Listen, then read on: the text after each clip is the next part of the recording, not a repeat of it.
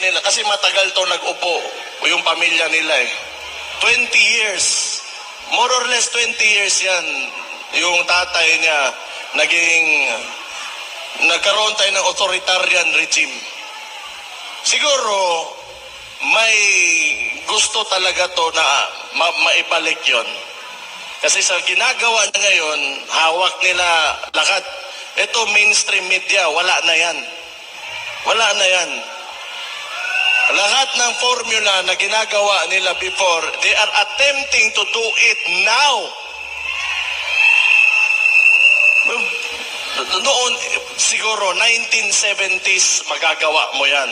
Walang social media, and mga tao, medyo, hindi, mahirap yung connectivity. O ngayon, sinusubukan na naman nila ulit. Ang gusto niyan, monarkiya. Yung nagsimula talaga yan, yung hakbang ng Maisog, pagkatapos nung People's Initiative nila. Gusto nila ng charter change so that they can perpetuate their position hanggang sa kung kailan nila, hanggang sa mamatay na lang tayong lahat. Kaya nga, naiisip ko, talaga bang walang hiya? Na sobrang walang hiya talaga? Kung gusto nila na sila-sila lang, sabihin na natin, marami naman paraan yan. Kung gusto nilang ayaw bumaba o gusto nila sa kanila pa rin yung susunod na maging presidente, kanilang manok. O di, magtrabaho ka. Makapal talaga yung mukha mo na ayaw mo dumaan ng election. Or tanga ka. Hindi ako nagsabi nun. Tapos ngayon, siyempre pumalag yun kami. May mga ibang probinsya din. Yung si Governor Hubahib ng Davao del Norte. Nagparali sa doon. Anong ginawa ng mga gago? Sinuspende. Actually, I'm really surprised kung bakit hindi pa ako suspended ngayon. But, hindi nila alam siguro, tama ba, mali ba, tama ba? Pero, okay lang din. Kung i-suspend nila ako, okay lang. Libre yun na bakasyon. Hi guys, magandang gabi po sa inyo lahat. Ito po ang inyong lingkod, si DIY KKB Informative. At matutunghayan natin ang ating butihing mayor ng Davao City na si Mayor Sebastian Duterte. So matitigas yung kanyang mga pananalita dito. Tunghayan natin guys. At bago tayo magsapol ay ako po muna ay magpapasalamat sa ating mga viewers at lalong-lalo na sa ating mga subscribers na patuloy na sumusuporta sa inyong abang lingkod, DIY KKB Informative. Maraming salamat po sa inyo lahat. At ito na po, simulan na natin ang talumpati ng ating butihing mayor ng Davao City. Ito na po guys.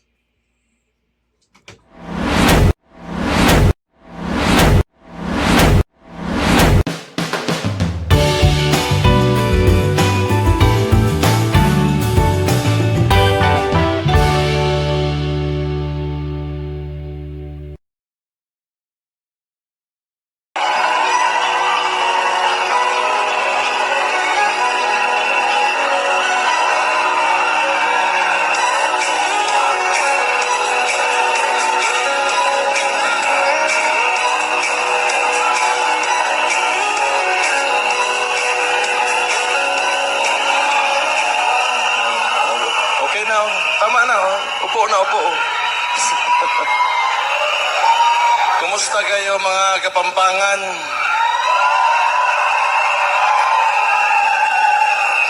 Galing ako doon sa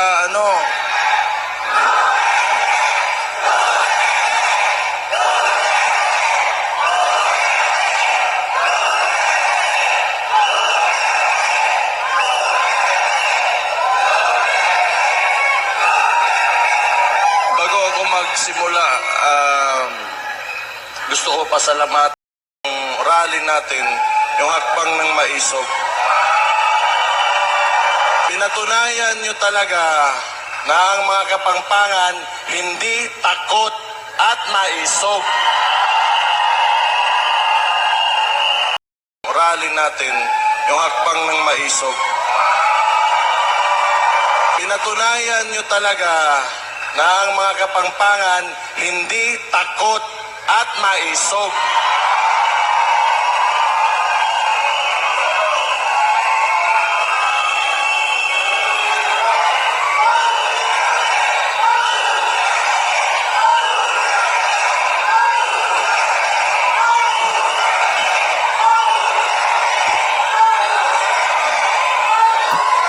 Ayan.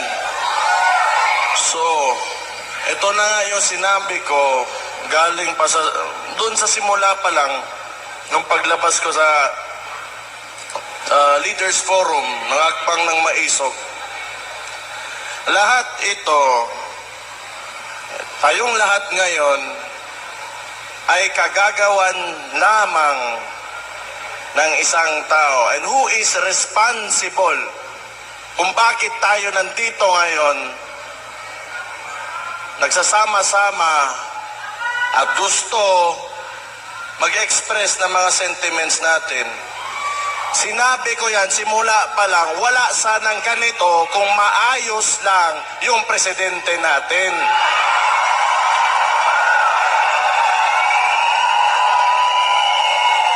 Pero nagulat ako ngayon kasi walang mga dump truck, walang mga dump truck.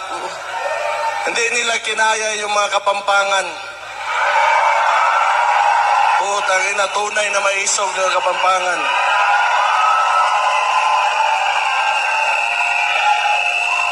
Pumunta kaming Dumaguete, bigla na may mga dump truck. Simple lang naman yung hinihingi namin. Hindi naman siguro lahat ng tao o may tao sa mundong ito na tama lahat ng ang ginagawa. Yung gusto lang natin is the right to express ourselves. At yun na lang yung hinihingi natin, ayaw pa. Baka ang sunod niyan, hindi na tayo pwedeng huminga. Ano bang problema talaga ng... It's a very confusing administration, actually, sa totoo lang. Hindi ko maintindihan yung mga kilos o mga ginagawa.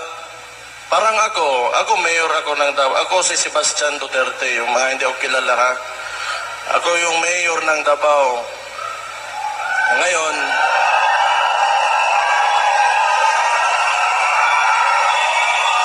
wala pa akong sinasabi. Sandali lang, pagsalitain nyo naman ako. Yung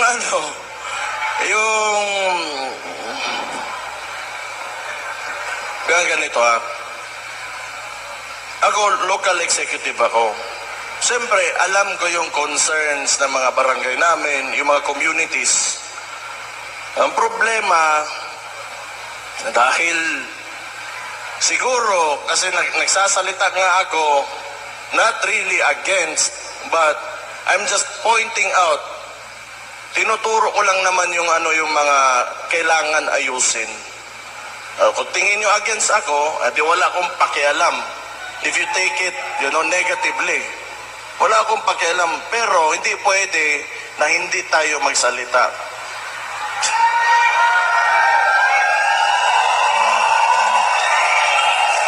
Yung hindi ito rule of a single person.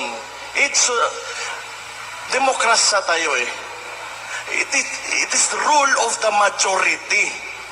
Hindi ibig sabihin na kung anong gusto mo mangyari o gawin mo, yun na yung mangyayari dyan.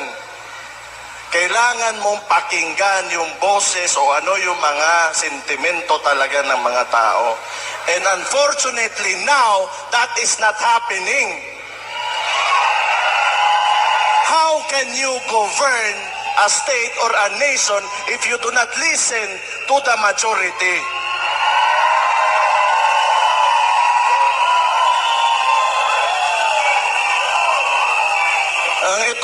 Ang style nito, ewan ko lang, ha? Pero, teorya ko lang. Palagay ko, siguro, ang iniisip nila, kasi matagal to nag-upo, yung pamilya nila eh. 20 years, more or less 20 years yan, yung tatay niya, nagkaroon tayo ng authoritarian regime. Siguro, may gusto talaga to na maibalik yon.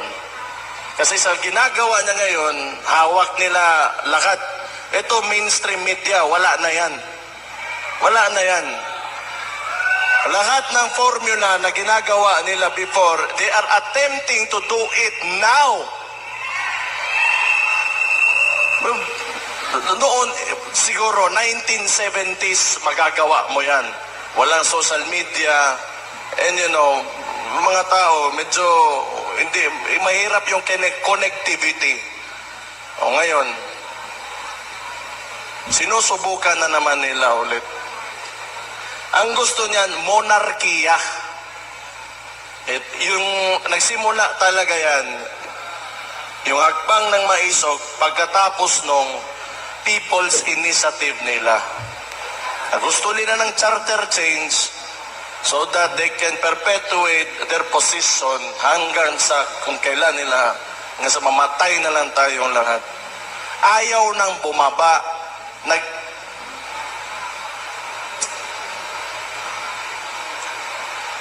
Hindi, kaya nga, naiisip ko, talaga bang walang hiya? Na sobrang walang hiya talaga? O tanga?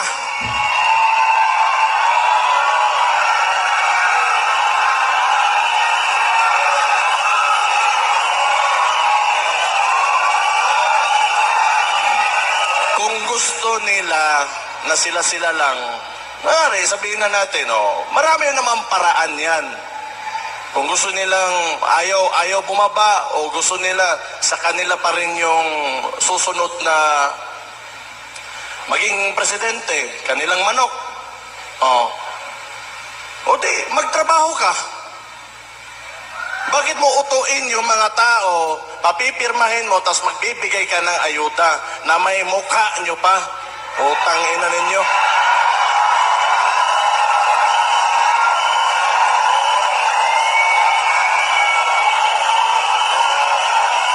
That is also one reason kung bakit alam niyo nandito talaga ako. Because I do not agree yung traditional politics talaga. I'm sorry kung maraming matatamaan. Ako, mayor man din ako. Andyan din yung picture ko. But it's time for us to move on. Hindi ibig sabihin, may bigas yan, nandyan yung mukha mo, sa kanya yan. Pera ng tao yan. Putang ina.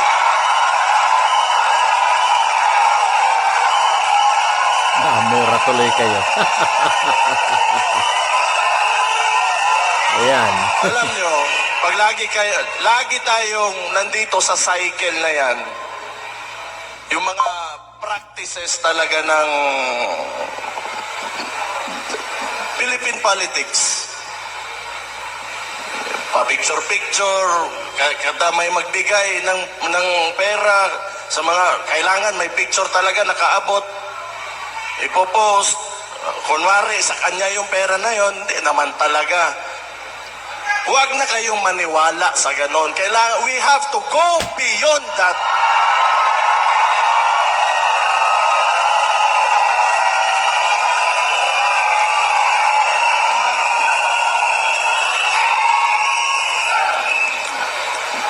Pero palagay ko ngayon, parang nahiya, nawala na yung mukha ni... Nahiya rin. Meron din palang hiya. Kasi yung picture, napakalaki before, ngayon maliit na lang.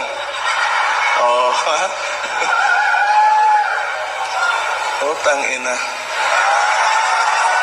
Hindi.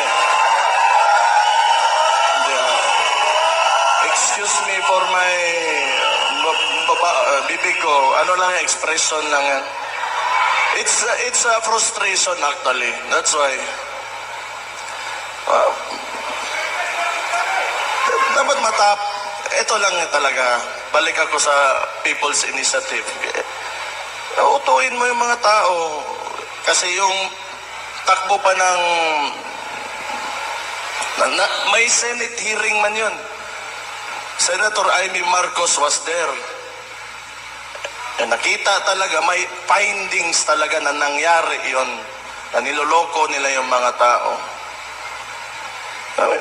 Sa dami mong problema and the opportunity that you have being a head of state, a president, or like a couple of people who are in the highest places in government, positions in government, ang dami mong pwedeng ayusin, but your unang-una mong priority is magpatagal lang ng wala pa ka magpakita ka naman ng kahit may ginawa ka lang.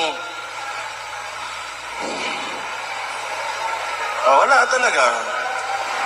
Tingin nila yung buhay ng Pilipino ganun lang kadali, na parang monarkiya talaga. Gusto ko today I will become the king and this lady will become the queen and all of, nasa lahat ng baba namin, kontrolado namin.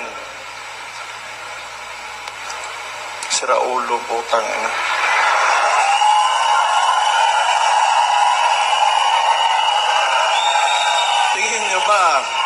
Tingin nyo ba normal yan? Kaya nga, either makapal talaga yung mukha mo na ayaw mo dumaan ng election, or tanga ka. Hindi ako nagsabi nun.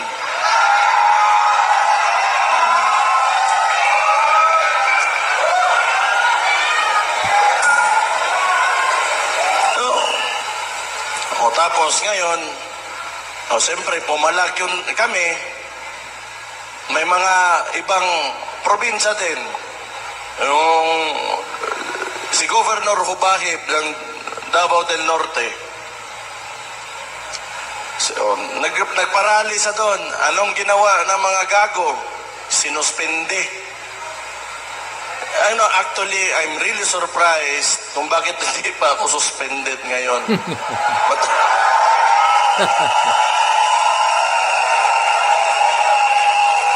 Siguro, hindi nila alam siguro tama ba, mali ba, tama ba. Pero, okay lang din. I-suspend nila ako, okay lang. Libre yun na bakasyon.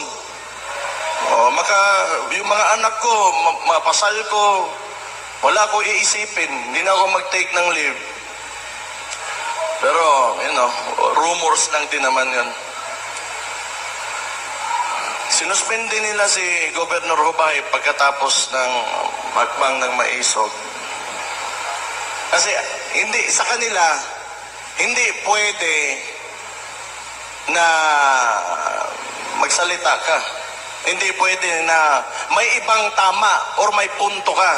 Kailangan sila lang yung tama lagi. Saan yung utak nito mga to?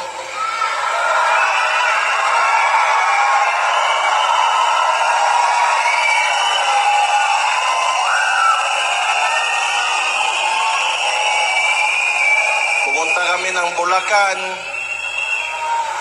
Ang hakbang ng Maisog, nag-attempt sa Bulacan, hindi natuloy. Ang dami nila exhibition, gamit pa yung mga tao sa gobyerno. Sa Dumaguete, it was the same thing. Pumunta kami ng hakbang ng Maisog, andon, kasama si former President Rodrigo Roa Duterte. Nilagyan nila ng mga truck yung park kung saan dapat yung demonstration. So, bakit ganun ba kasupot talaga yung mga galawan ng itong mga to? Hindi na lang pwedeng hayaan na lang Maglaro lang kayo ng patas. Suma total, wala man talagang masasaiyo ang lahat nitong mundong ito. Walang ganon. Walang ganon. Kahit kung sabihin mo, napakagaling mo, may isa talaga, dalawang tao dyan na will disagree with you. Ayan, hindi pumapasok sa utak nila. Kaya nga, hindi ko sobrang extreme yung thought process ng mga tao na ito. Pagkatapos Dumaguete, so kailangan naming lumabas, lumipat, yung mga tao naglakad papunta sa ibang park kung saan tinuloy yung demonstration. So pahihirapan ka talaga nito nila. Pagkatapos naman, yung malala sa Tacloban, ang ginawa nila, naglagay pa rin ng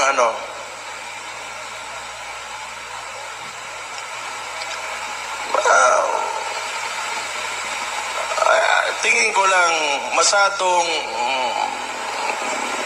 may insecurity itong administration na ito. Kasi kung if you are really confident with what you are doing, ano yung trabaho mo at sa mga ginagawa mo at maayos ka naman, so bakit mo pipigilan yung mga ganitong klaseng activities? Wala naman, no harm done. Nagsasalita lang naman, and it is our constitutional right to express ourselves. Kaya, siguro may yan. Ewan ko lang, hindi ko lang talaga alam mo. Kasi hindi rin naman talaga itong si BBM, yung klase ng presidente na he will address, like current issues. Napansin ko lang, pinipili niya lang. And it's, a lot of this, itong nangyari dito, alam ko yan kay Mayor ako. Sipin na lang natin, nasa isang barangay, may nangyayari na ganito. Then it will be my responsibility and part of my job. Kung tatanungin ko, what is the problem? Paano natin ayusin yung problema na yan? Paano natin para matapos na lahat at mapayapa tayo ang lahat? Pero wala akong makitang attempt talaga from this administration na gawin yon. All they do, pagkatapos ito, marami na naman yung mangyari sa Davao. Katulad nung, ito talaga. Ako, mayor ako.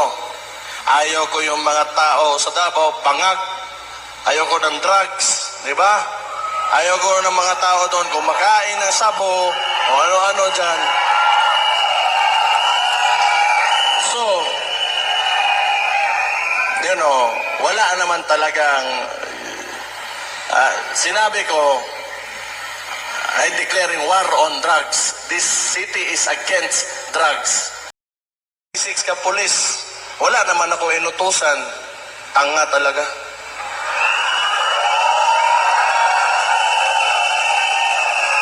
Kung yun. Kaya nga, it's really confusing. Hindi naman masama yung intention ko na siguro masama kung involved ka in illegal drugs.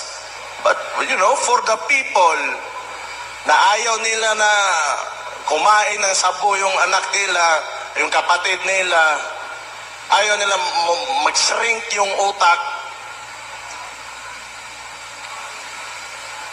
Bakit?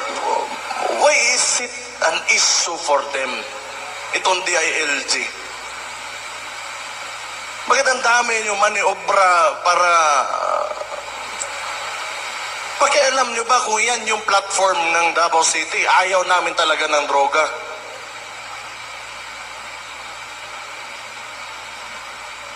But, so, does it mean that you are supporting illegal drugs? Yun. Tapos, ano?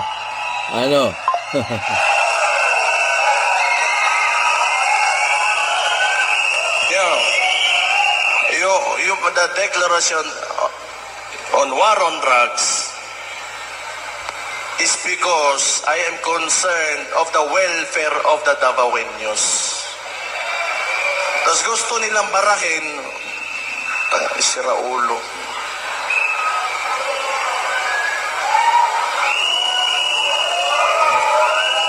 Ang daming, tapos read, eto pa, ang nangyari doon, ang ginawa nila kang sa property ni Pastor Kibuloy,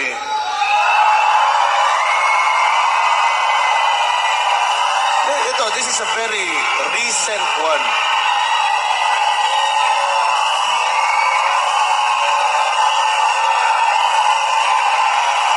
Makinig kayo, dali lang.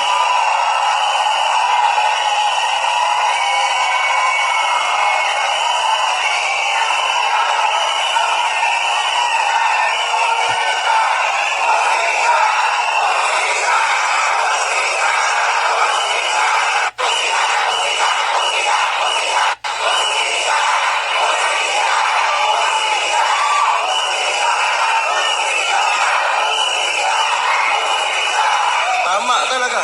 Yan ang wala talaga sa Pilipinas. Hustisya.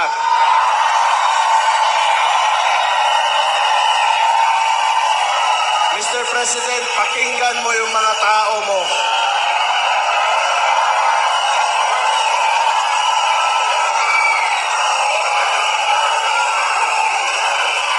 Justisya.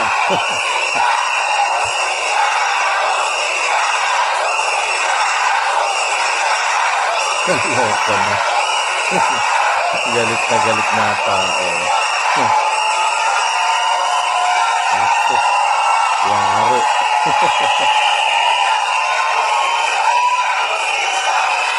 Galit na. Oh, kanino kagagawan to? Huwag niyo sabihin yung regional director. Oh, huwag niyo sabihin ako. Huwag niyo sabihin yung Chief PNP. Tatlong rehiyon ng mga police andon just to apprehend one person. Excessive show of force talaga. What? Are you trying to intimidate us? Mahiya naman kayo, putang ina nyo. Ang mga tao ang naglagay sa inyo dyan. Tama.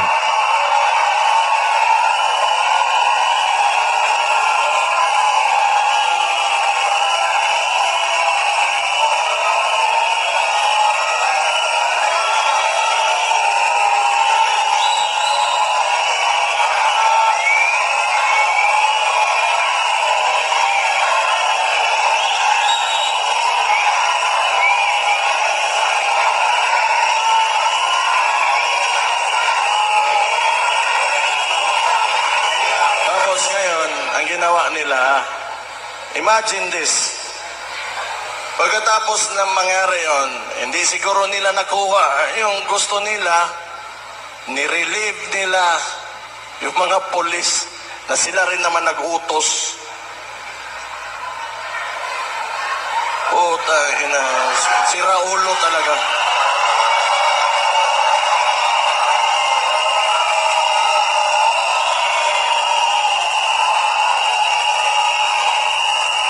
Kinontradict lang nila yung kagagawan nila. Kinokontradict lang talaga nila sarili nila. Tapos ipapalabas nila, wala naman talaga tong ginagawa itong administration na to. Alam nyo saan magaling to? PR lang. Lagi lang, kasi hawak nila sa mainstream media, lagi gusto nilang utuin yung sarili nila na everything is all right and walang problema. Yan lang talaga. O, sige.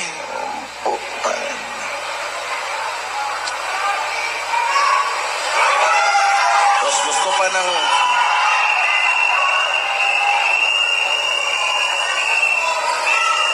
Ngayon, gusto pa ng gulo. Yung, with China. Pwede ka naman, you can approach, the best way to approach, especially pag territorial conflict, is through diplomacy talaga yan. Sino ba naman gusto nga makipagpatayan ka dyan?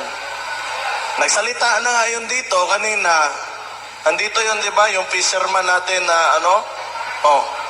galing na sa kanya, sa sarili nilang press conference at sinabi sa mukha nila talaga na noon, nakakapagpangisda pa sila doon, ngayon, mas nahihirapan sila. Huwag niyo sabihin, bayad yun.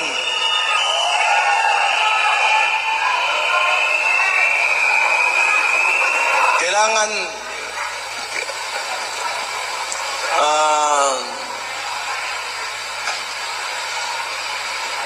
may naalala lang ako. Buti pa kayo, mga ordinaryong Pilipino, mga Kapampangan at saka yung mga tumayo dito. Hindi kayo takot.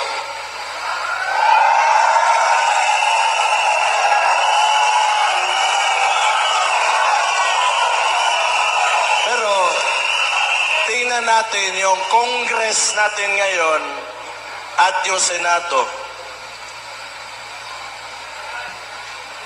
May maisog ba?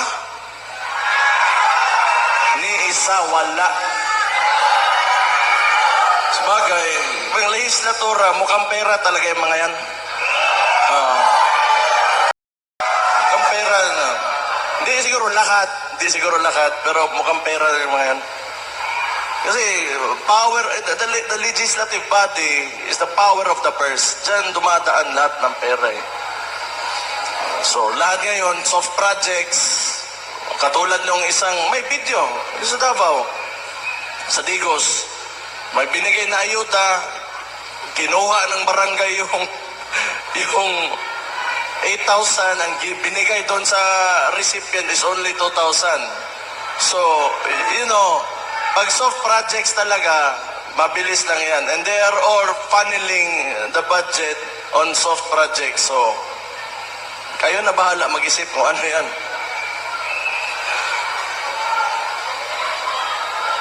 Ikaw, Bongo. Nako, ito na.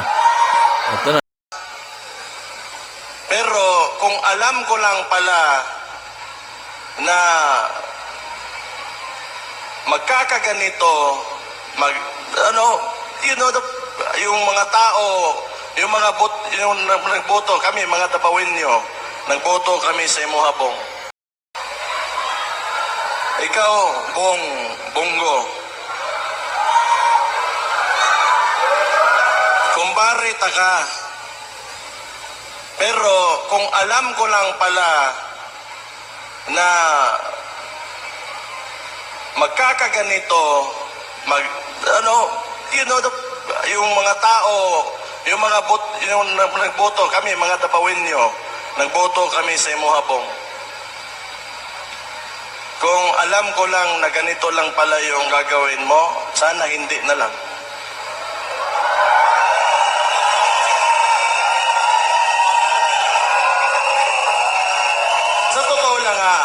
Sa totoo lang, ako, yung iniidolo ko talagang senador, si Miriam Defensor Santiago, the late Miriam. Orya hisgot lang kasi wala na yung tao, pero iniidolo ko talaga. Yun talaga yung hero ko. Pero unfortunately for us, mas napabilib pa ako nitong si Risa Contiveros kaysa ni Pong. Kasi ever since talaga, nasa previous administration, kalaban yan hanggang ngayon consistent yan, at di talaga natatakot yan. Pero, maglalagay tayo ng mga, you have time, pare, Bong, na kahit you have time to redeem yourselves. Yatag na ipakita sa MOA that you will stand by the Filipino people. Show your love, yung pagmamahal mo sa bansa. na mas umaapaw pa kaysa sa pagmamahal mo sa sarili mo. Kasi hirap na yung mga tao ngayon.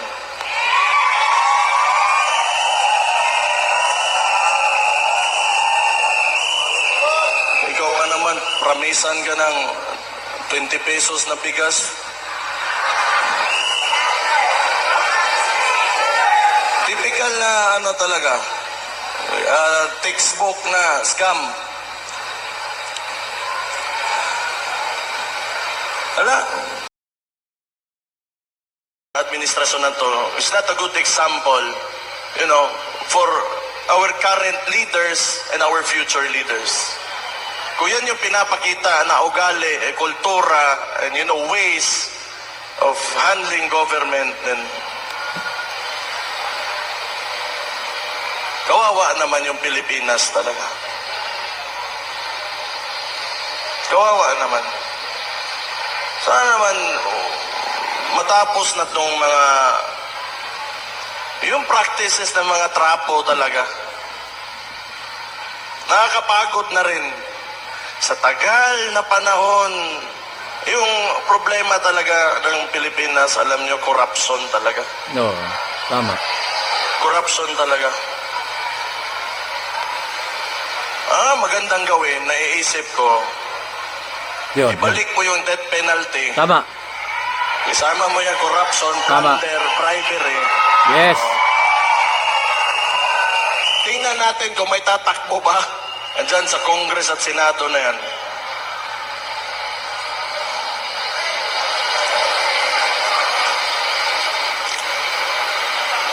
Kung nakikita nga, mga elected officials, ikaw yung boses ng tao eh. And you're in a national position. And you should be saying something. Especially when it's very clear, kitang-kita na ng lahat, the atrocities of what the administration is doing. And you should say something. Wala. Di, tayo na lang. Kaya pa? Yes.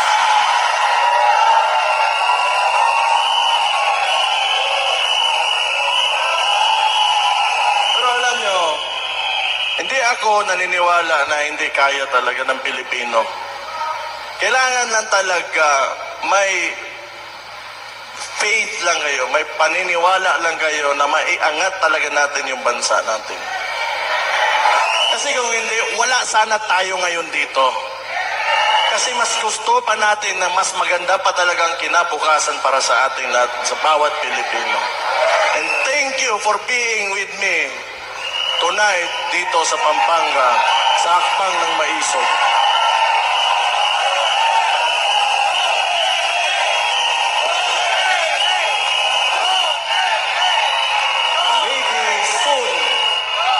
Maybe soon, yung mga anak natin, yung mga our grandkids, yung mga apo natin, they will be living in a better Philippines, na mas maganda, mas maayos, mas maligaya na Pilipinas. So, salamat for being with us sa Hakbang ng Maisog.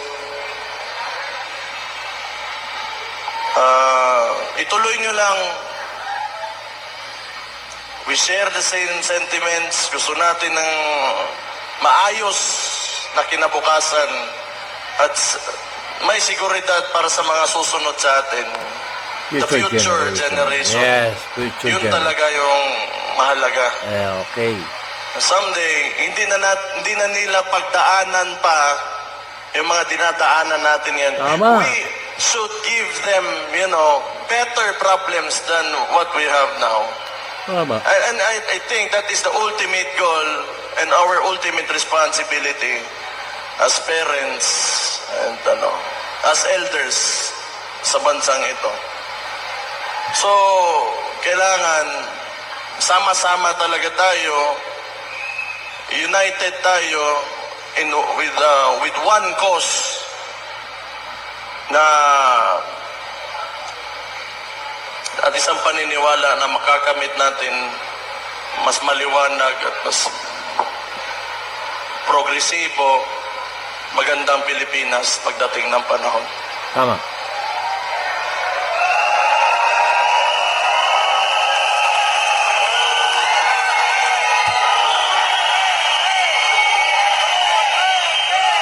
Ako, nagkakaroon lang din ako ng pag-asa dahil nandyan din kayo. Yun. Hindi rin kayo, huwag kayo mawawalan ng pag-asa.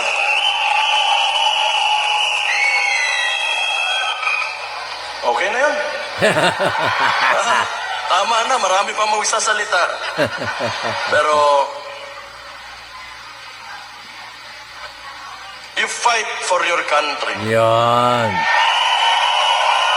Deklara na. Because Deklara na. as it seems now, nobody is, kundi tayo lang mga tao na nandito sa mababa lang. Read between So the we will lines. fight for that. And no one, sa nakikita ko, sa politika ng Pilipinas ngayon, takot lahat. Kayo lang yung maisog. Magandang gabi sa inyong lahat. Yan. Mabuhay kayong lahat. Buhay ka rin. So, nagdeklara na. Nagdeklara na si Mayor Baste. Sama-sama tayo. Sama-sama tayo. Ibalik natin ang death penalty para matakot yung mga corrupt government officials dito sa ating inang bansang Pilipinas, di ba? Let's think our future generation. Yun na importante dun eh. Kasi tayo nun yung future generation ng ating mga matatanda, yung mga nakatanda sa atin ng araw eh. Hala, hindi tayo pinaglaban, di ba?